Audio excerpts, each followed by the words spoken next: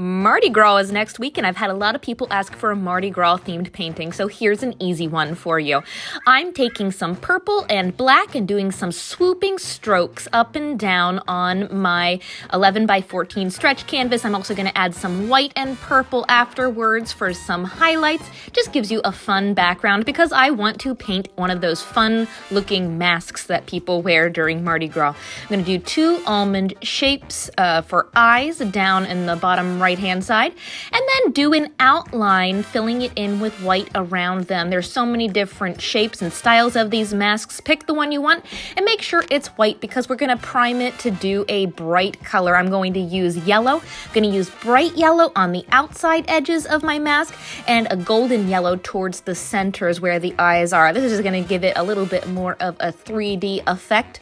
Fill in all that white really good. And then on the outside edges, I'm also going to add some white before it dries so it blends, but gives it a little bit more of a highlighted effect. Perfect.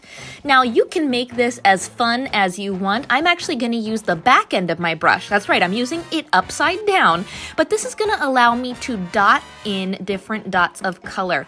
Green is the other Mardi Gras color, so I did two different shades of green, but I'm also doing some blue and some orange. I'm just kind of putting these in randomly, but I want it to make it look really decorative.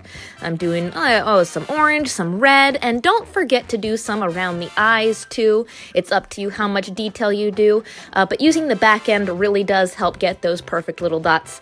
And I'm going to also use a medium round brush and do some purple lines around the eyes, and you can't have Mardi Gras without some gold, so I'm using some metallic gold paint around those purple lines and even on the outside edge of my mask. Now let's add some feathers. I'm going to do a couple different colors as stems.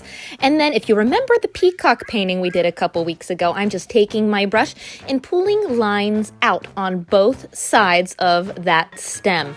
Now you could also use a fan brush if you wanted them to look really full and feathery, but I'm not going to do too much on these because I actually have real feathers I'm going to add over them later. So I'm just kind of getting the placement. And if you do want to paint them, I would also suggest adding white if you have a darker background because whatever color you add white to is just really going to make it pop. So I did 4 different colors from the dots in my mask, just like that.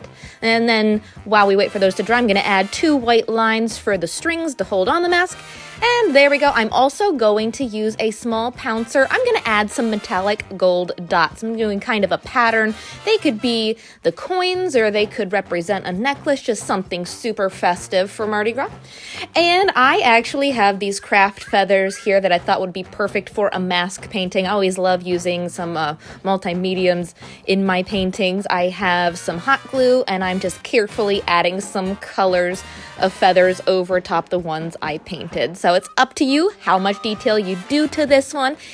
I might even go as far to add costume jewelry to my mask because I always have just different things I've saved over the years from thrift shops that I use in special paintings, and I think these might look really cool. So let me know which one you think I should use to finish it off, or if you like it the way it is now.